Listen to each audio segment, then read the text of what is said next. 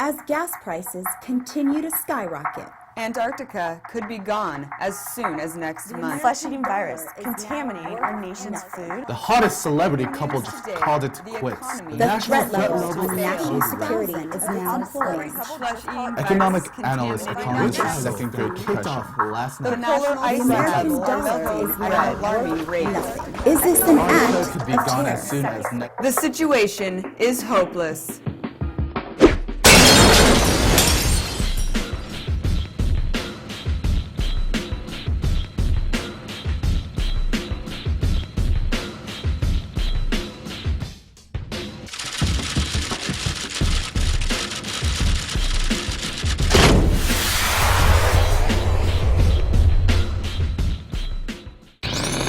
Welcome to the network.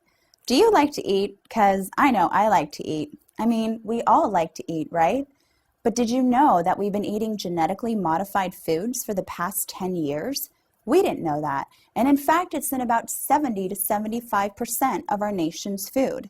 We also heard that by eating genetically modified foods, it increases your chances of getting cancer, having heart problems, liver problems, kidney problems, having fertility problems, and a whole list of other health complications. So we had to find out, what is genetically modified foods? But before we get into that, what do you think it is? And do you know what GM foods are? Genetically modified foods are? Yes. Somewhat. So do you know what genetically modified foods are? Like tomatoes and things they do like to make them last longer when they ship them and stuff. Or bettered or improved by species, by collecting the best of and keep going. But I've heard of them. Yeah, I don't know how big of a fan I am, but Right. yeah, I don't really know if it's good or bad. Do you know that we've been eating these foods for the last 10 years? No, I haven't known that. Where do they normally sell those kind of foods?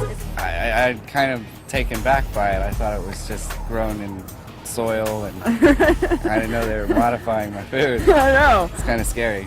Well, I know it's been a while. I didn't realize quite that long. Well, the simplest way to put it is that scientists had an idea to make crops more resilient to external factors. So let's say you grow tomatoes, and at night it gets so cold that by morning half your tomatoes are frozen, and now you can't sell them anymore. This is what scientists were able to change through genetic modification. They figured out a way to take DNA from one organism and put it inside a completely different organism to create a desired and specific outcome. For example, let's go back to the tomato scenario. Scientists recognized that Arctic flounder, yes, that's the fish, could withstand extremely cold temperatures. They thought, what if we took the DNA trait that allows the flounder to withstand the cold and put it inside the tomato DNA so that the tomato could withstand the same temperatures? Now you've just narrowed your chances of your tomatoes becoming frozen. This idea that you could now get 100% crop yield was the original guiding principle for genetic modification. Our friends at Lily Films have a documentary called The Future of Food by Deborah Coons Garcia that explains it best. Genetic engineering is really a radical revolution in food production. It's really a cell invasion technology. You know, people have heard they're taking a flounder gene and putting it in tomato so the tomato can last in cold temperatures. But people don't ask, how does that flounder gene get in that tomato? How does it get in there? And what really happens is, the only way you can do it is to invade the cell of the tomato and deposit the flounder gene. Well, what's good at invading cells? Bacteria and viruses. After 12 years of searching, Monsanto found a soil bacteria that is naturally immune to Roundup herbicide. Their goal was to genetically engineer DNA from these bacteria into various plants.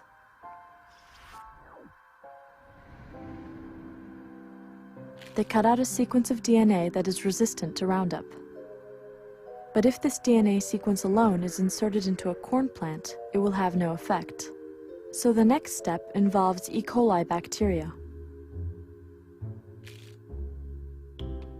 Gaps are created in the E. coli DNA, and when the two test tubes are mixed together, some of the E. coli DNA recombines with the Roundup-resistant bacteria. Then the technicians smuggle the engineered DNA into the cells of the corn plant they want to modify.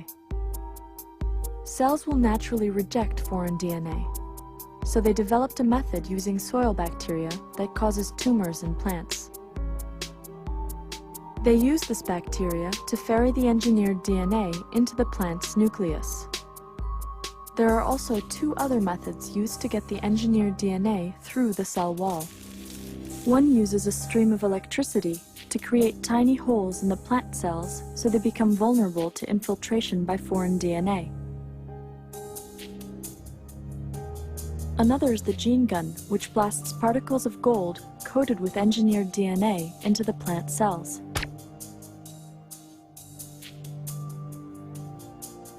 Each of these three methods needs a promoter gene that turns on the desired characteristics. The promoter gene is often extracted from the cauliflower mosaic virus. This capacity of bacteria and viruses to invade mammals in different ways is what really has a lot of people edgy about biotechnology, because that's really what the tools are all about. In order to move genetic material from one organism to another that don't normally cross, you've got to sort of behave like bacteria and viruses and invade into the cells and become established, just like the virus must become established. American Heritage Medical Dictionary defines genetically modified organisms as an organism whose genetic characteristics have been altered by the insertion of a modified gene or a gene from another organism using the techniques of genetic engineering. The hope was that this biotechnology would end world hunger by creating higher crop yields. Ironically, we have found studies that indicate just the opposite. Reports have shown that genetically modified crops actually produce fewer yields. In fact, in some countries where starvation rates are very high, there have been many cases of citizens burning genetically modified crops in protest. Like the Future of Food said, Monsanto, the largest biotech company in the world, was able to make seeds that resisted their own Roundup herbicide. This allows farmers to spray as much herbicide as they want without worrying about their crops dying. But it doesn't stop there. Scientists can now make seeds that produce their own pesticide. This is like you and me walking around with a mosquito repellent coming out of our pores.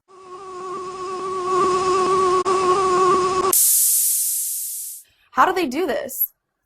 Scientists found a bacteria in the soil that is lethal to many species of insects called Bacillus thuringiensis, or BT for short, and they genetically engineered it into the crops. So what could the effects be when the bacteria that only used to live in our soil is now being distributed into the air through our crops? In the Philippines, the people living next to the genetically engineered cornfield developed recurring skin, respiratory, and intestinal problems. Blood tests were done on 39 of the Filipinos, and it was revealed that their immune system was affected by the Bt toxin that the corn had released. And there's still more. Instead of just making drugs in labs, scientists have been growing crops that produce their pharmaceutical drugs, like research chemicals, blood proteins, antibodies, and vaccines, just to name a few. According to the Society of Diabetic Rights, thousands of diabetics have experienced bad reactions, and many have died as a result of this genetically engineered insulin called synthetic or human insulin. The Union of Concerned Scientists have been urging the United States Department of Agriculture to put a ban on pharma crops due to the potential that they could contaminate all of our food supply.